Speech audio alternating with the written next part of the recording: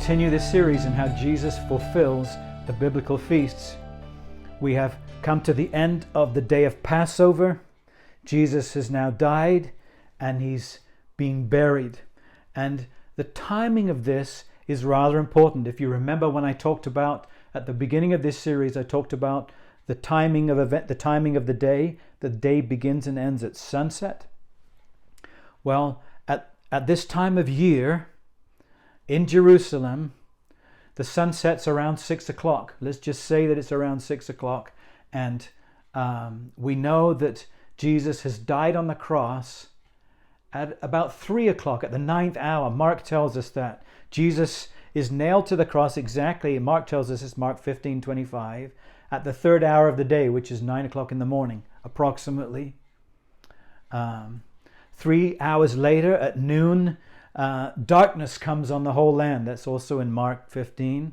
The whole land goes dark until the time of the crucifixion, and Jesus dies at 3 p.m., another 3 hours later. 3 hours of darkness, and then Jesus dies. That's all in Mark 15, verses 25 through 37. You'll see those details recorded. Well, if he dies and he's still hanging on the cross, but he's now dead at 3 o'clock in the afternoon, the sun is going to set at 6 o'clock. So there's a 3-hour window in which Jesus needs to be confirmed that he's dead, taken down from the cross, and buried in the tomb. Because all of that has to happen before the beginning of the Feast of Unleavened Bread. The Feast of Unleavened Bread immediately follows Passover. Passover is on the 14th of the month. Unleavened bread begins on the 15th and goes through for 7 days. And so we also know that the Feast of Unleavened Bread, God has required that the first and last days of the 7-day Feast of Unleavened Bread are Sabbaths. They are days when no work is to be done. Taking somebody down from the cross and burying them is considered work. So that can't be done after 6 p.m. because 6 p.m. marks the beginning of the first day of Unleavened Bread, which marks the beginning of that high Sabbath. So there's that short window. Joseph of Arimathea goes to inquire as to whether he can take Jesus down from the cross and bury him in his personal tomb that he has prepared. It hasn't been used yet, but he has it already excavated out of the cave, excavated out of the rock, ready to be used as a tomb. So soldiers go to check on Jesus. They see that he's already dead. They don't break his legs. We've already talked about that. But he is dead. They put a spear up through his side and into the chest cavity to where his heart is. And we read that blood and water flows out. Well, it makes sense that there would be blood, but it also makes sense that there would be water. As I mentioned, because of the way someone dies in crucifixion, they die of asphyxiation, usually because the lungs that are fully expanded and unable to contract begin to fill with fluid, and they fill up with fluid until there's no more possibility for breath to take place, and they die. And the lungs of Jesus are then filled with fluid.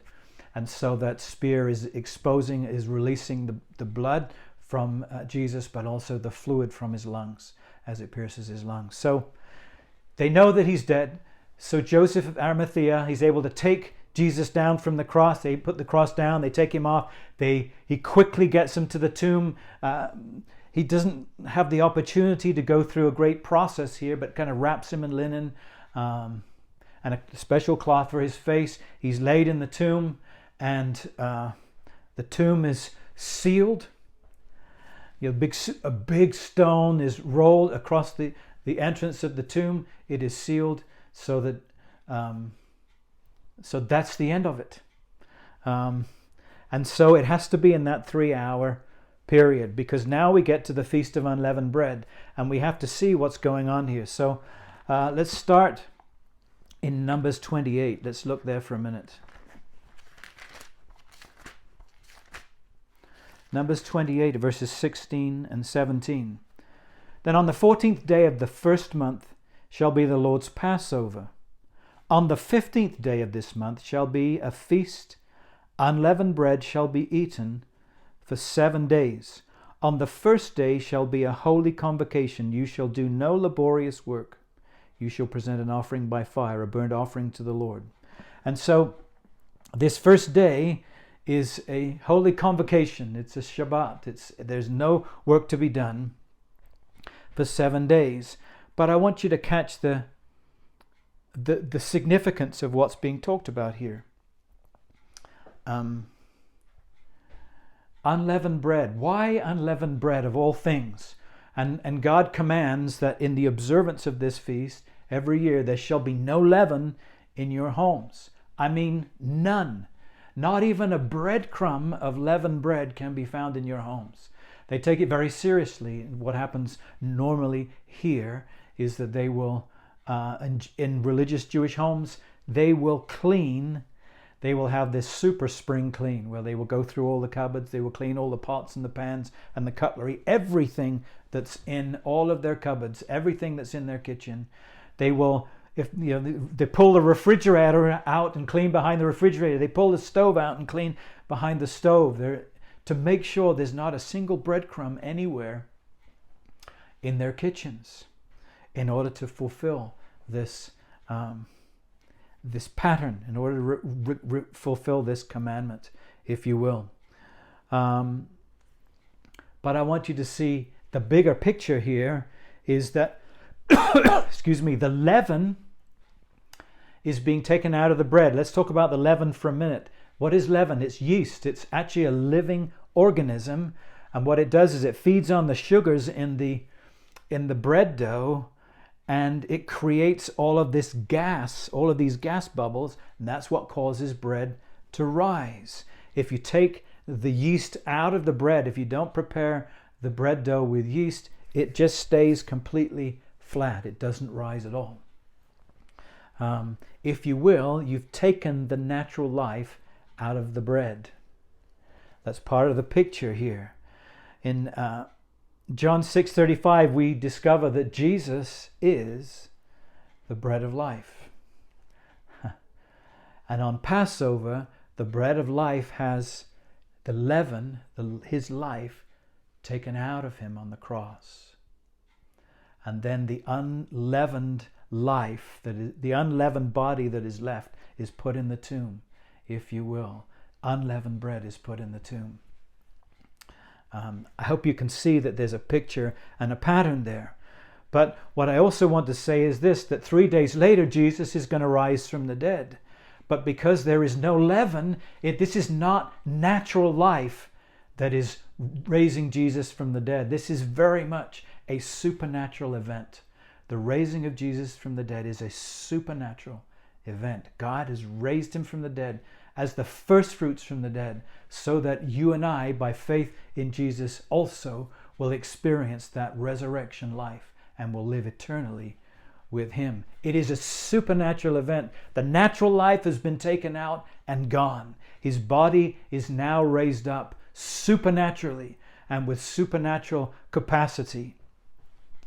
This is the wonder of unleavened bread to me, is that Jesus, the bread of life, has his natural life taken out of him, only to be replaced with supernatural life of God that raises him up on the third day.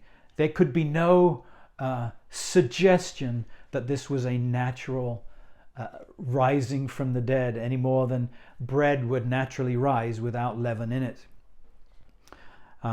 Jesus is the bread of life. He's risen from the dead supernaturally.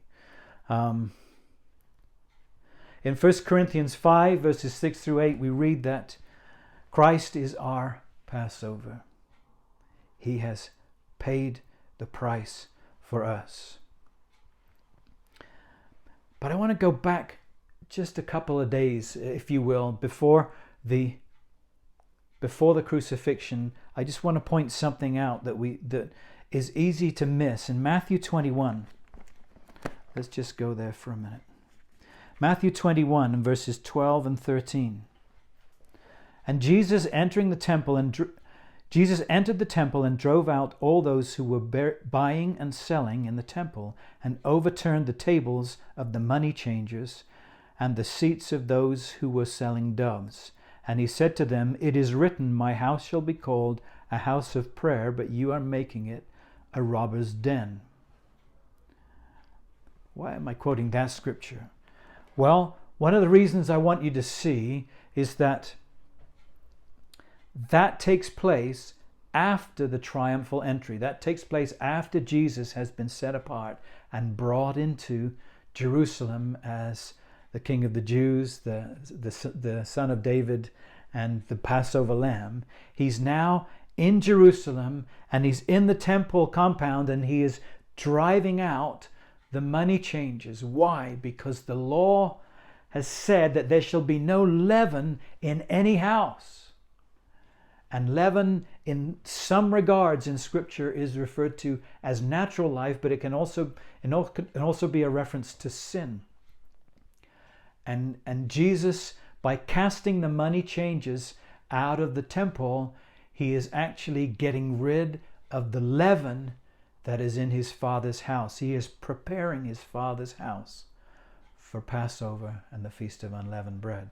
This is all part of the fulfillment that he is following. That's all for this session. Stay tuned for more on how Jesus fulfills the biblical feasts.